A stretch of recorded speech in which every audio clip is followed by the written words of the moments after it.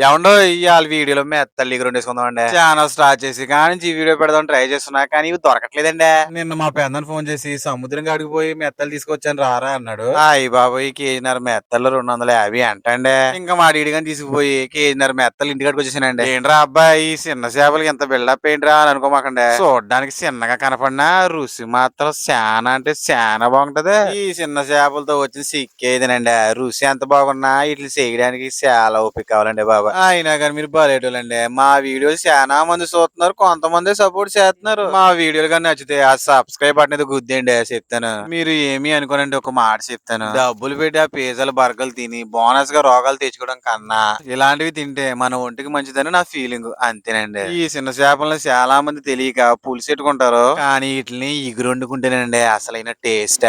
ఈ రెసిపీలో చింతపండు పులుసు వేసామండి, లాంగ్ వీడియో అయిపోతుందని నేను స్కిప్ చేసిన. ఇలా ముందే ఎందుకు చెప్తున్నానంటే కొన్ని వీడియోస్ లాంగ్ అయిపోతుంది నేను స్కిప్ చేసేస్తున్నాం, దాని గురించి కామెంట్ చేస్తున్నారు, అందుకే ఇలా చెప్తున్నాను ఏమనుకోకండి. ఇంకా మాటల్లోనే మనం మెత్తలు ఎగిరి రెడీ అయిపోయిందండి. పొగలగాకి అన్నంలో ఈ మెత్తలు ఎగిరేసి నువ్వు ముద్ద తింటే ఉందండి సాగొట్టేసిందండి టేస్ట్.